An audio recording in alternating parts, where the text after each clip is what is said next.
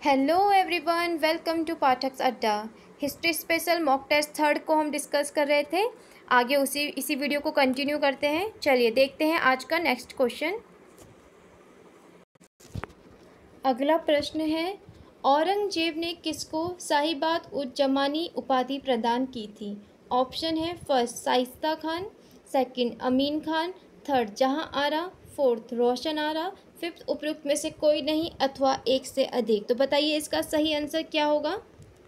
इसका सही आंसर है ऑप्शन नंबर थर्ड जहां आरा। ये औरंगजेब की बड़ी बहन है, यानी कि शाहजहां और महारानी मुमताज महल की सबसे बड़ी बेटी। ठीक है, चलिए नेक्स्ट क्वेश्चन देखते हैं। अगला प्रश्न है, कौन सूफी संत महबूब ए इलाही कहलाता था? ऑप्शन है फर्स्ट ख्वाजा मोइनुद्दीन चिश्ती, सेकंड बाबा फरीद, थर्ड कुतुबुद्दीन बख्तियार काकी, फोर्थ शेख निजामुद्दीन औलिया, फिफ्थ उपयुक्त में से कोई नहीं अथवा एक से अधिक। तो बताइए इसका सही आंसर क्या होगा? इसका सही आंसर है option number fourth Sheikh Nizamuddin Auliya. Sheikh Nizamuddin Auliya जो है बाबा फरीद के शिष्य थे। ये लिखा है बाबा फरीद इनके शिष्य थे। ये काफ़ी उदार एवं सहिष्णु दृष्टिकोण के कारण इनको महबूब ए इलाही कहा जाता था। ये चिश्ती घराने के चौथे संत थे। दक्षिणी दिल्ली में स्थित इनका मकबरा सूफी काल की एक खूबसूरत दरगाह है। प्रसिद्ध फारसी कवि अमीर खुसरो इन्हीं के शिष्य थे। चलिए अगला प्रश्न देखते हैं। अगला प्रश्न है, ख्वाजा मोइनुद्दीन चिश्ती किसके शिष्य थे? ऑप्शन है first Khwaja Abdal Chishti, second Shah Waliullah, third Mir Dard, fourth Khwaja Usman Haruni, fifth उपयुक्त में से कोई नहीं अथवा एक से अधिक। तो बताइए इसका सही आंसर क्या होगा? इसका सही आंसर है option number fourth Khwaja Usman Harooni. जो ख्वाजा मोइनुद्दीन चिश्ती थे वो ख्वाजा उस्मान हारूनी के शिष्य थे। ठीक है, ख्वाजा मोइनुद्दीन चिश्ती ने भारत में चिश्तिया सूफी मत को स्थापित किया है। ये 1192 ईस्वी में मोहम्मद गौरी के साथ भारत आए थे। ठीक है, तो चलिए अगला प्रश्न देखते हैं। अगला प्रश्न है, जलियांवाला बाग नरसंहार पर कांग्रेस समिति की रिपोर्ट के प्रारूप में लिखने का कार्य सौंपा गया था। ऑप्शन है फर्स्ट जवाहरलाल नेहरू को, सेकंड महात्मा गांधी को, थर्ड CR दास को, फोर्थ फजलुल हक को, फिफ्थ उपयुक्त में से कोई नहीं अथवा एक से अधिक। तो बताइए इसका सही आंसर क्या होगा? इसका सही आंसर है ऑप्शन नंबर 2 महात्मा गांधी को जलियांवाला बाग नरसंहार पर कांग्रेस समिति की रिपोर्ट के प्रारूप में लिखने का कार्य सौंपा गया था। जलियांवाला बाग नरसंहार आपको पता है 13 अप्रैल 1919 में अमृतसर में हुआ था। इस नरसंहार के जिम्मेदार जनरल डायर को उधम सिंह ने लंदन में मार डाला। और आपको पता है इसी जलियांवाला बाग नरसंहार के विरोध में जो है महात्मा गांधी ने कैसर-ए-हिंद की उपाधि और रविंद्रनाथ टैगोर ने नाइटहुड की उपाधि ब्रिटिश इंडिया से जो इनको मिली थी उन्हें वापस कर दी थी। चलिए अगला प्रश्न देखते हैं। अगला प्रश्न है, कांग्रेस के मंच से भारतीय राष्ट्रीय कांग्रेस के किस अधिवेशन में प्रथम बार स्वराज शब्द व्यक्त किया गया था? ऑप्शन है आपके फर्स्ट बनारस अधिवेशन 1905, कोलकाता अधिवेशन 1906, सूरत अधिवेशन 1907, लाहौर अधिवेशन और ऑप्शन फिफ्थ उपयुक्त में से कोई नहीं अथवा एक से अधिक। तो बताइए इसका सही आंसर क्या होगा? इसका सही आंसर है ऑप्शन नंबर 2 कोलकाता अधिवेशन 1906। इस अधिवेशन की अध्यक्षता किसने की थी? दादा भाई नौरोजी ने। इस अधिवेशन में नरम दल और गरम दल के बीच जो मतभेद थे वो उभरकर सामने आ गए थे। इन मतभेदों के कारण ही अगले ही वर्ष 1907 में सूरत अधिवेशन में कांग्रेस में फूट पड़ गई थी और अब कांग्रेस पर नरमपंथियों का कब्जा हो गया था। जो गरम दल था वो चाहता था कि तिलक जी को अध्यक्ष बनाया जाए। इसके लिए ही नरमपंथियों ने यानी उदारवादियों ने दादा भाई नौरोजी को बुलाया था और उनको अध्यक्षता सौंपी थी। चलिए अगला प्रश्न देखते हैं। अगला प्रश्न है, कौन सा बौद्ध पवित्र स्थल निरंजना नदी पर स्थित था? ऑप्शन है फर्स्ट बोध गया, second Kushinagar, third Lumbini, fourth Rishipatan, fifth उपयुक्त में से कोई नहीं अथवा एक से अधिक। तो बताइए इसका सही आंसर क्या है। इसका सही आंसर है ऑप्शन नंबर फर्स्ट, बोध गया। बोध गया एक बहुत पवित्र स्थल है जो निरंजना नदी पर स्थित था। सिद्धार्थ को 6 वर्ष की कठिन तपस्या के बाद 35 वर्ष की आयु में पीपल के वृक्ष के नीचे जो ज्ञान प्राप्त हुआ था वो यही निरंजना नदी के किनारे और बोध गया जो ये स्थल है यहाँ पर हुआ था। इसी ज्ञान प्राप्त करने के बाद वे बुद्ध कहलाए थे। ठीक है, चलिए अगला प्रश्न देखते हैं।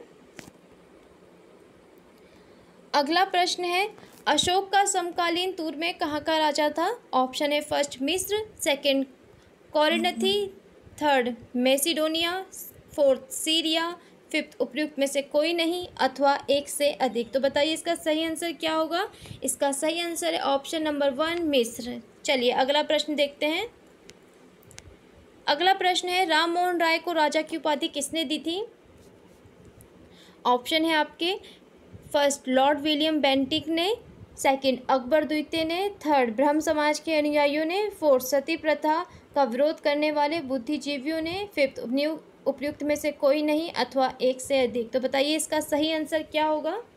इसका सही आंसर है ऑप्शन नंबर सेकंड अकबर द्वितीय ने। अकबर द्वितीय ने 1830 में राम मोहन राय को अपना दूत बनाकर इंग्लैंड भी भेजा था और इन्होंने ही राम मोहन राय को राजा की उपाधि दी थी। ठीक है, चलिए अगला प्रश्न देखते हैं। अगला प्रश्न है, औरंगजेब की मृत्यु के समय मराठा नेतृत्व किसके हाथ में था। ऑप्शन है first Shambhuji, second Raja Ram, third Jijabai, fourth Tarabai, fifth उपयुक्त में से कोई नहीं अथवा एक से अधिक। तो इसका सही आंसर क्या होगा। इसका सही आंसर है ऑप्शन नंबर 4 ताराबाई। ताराबाई का विवाह छत्रपति शिवाजी के छोटे पुत्र राजा राम प्रथम के साथ हुआ। राजा राम की मृत्यु के पश्चात ताराबाई ने अपने 4 वर्षीय पुत्र शिवाजी द्वितीय को छत्रपति घोषित किया और स्वयं मराठा साम्राज्य की संरक्षिका बनी थी। ठीक है, ये राजा राम प्रथम, इनके साथ इनका विवाह हुआ था। चलिए अगला प्रश्न देखते हैं। अगला प्रश्न है, वे राष्ट्रीय नेता कौन थे जो 1925 में सेंट्रल लेजिस्लेटिव असेंबली के अध्यक्ष निर्वाचित हुए थे। आपके ऑप्शन है first Motilal Nehru, second CR दास, थर्ड वल्लभ भाई पटेल, फोर्थ विट्ठल भाई पटेल, फिफ्थ उपयुक्त में से कोई नहीं अथवा एक से अधिक। तो बताइए इसका सही आंसर क्या होगा। इसका सही आंसर है ऑप्शन नंबर 4 विट्ठल भाई पटेल। चलिए अगला प्रश्न देखते हैं। अगला प्रश्न है, वह राजकुमार जो अपनी पिता की मृत्यु के लिए उत्तरदायी था। ऑप्शन है first Ajatashatru, second Chand Pradyot, third Prasenjit, fourth Udayan, fifth उपयुक्त में से कोई नहीं अथवा एक से अधिक। तो बताइए इसका सही आंसर क्या होगा। इसका सही आंसर है ऑप्शन फर्स्ट अजातशत्रु।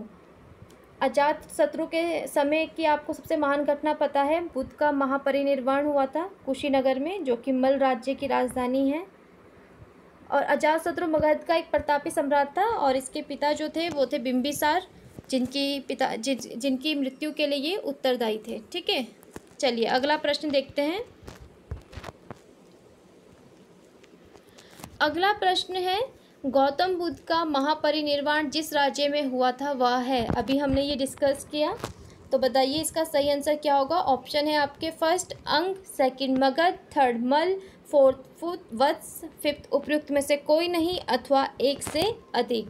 बताइए इसका सही आंसर क्या होगा। इसका सही आंसर है ऑप्शन नंबर 3 मल्ल, जिसकी राजधानी हमने भी पढ़ा कुशीनगर, जहाँ पर बुद्ध का महापरिनिर्वाण हुआ था। ठीक है, चलिए अगला प्रश्न देखते हैं।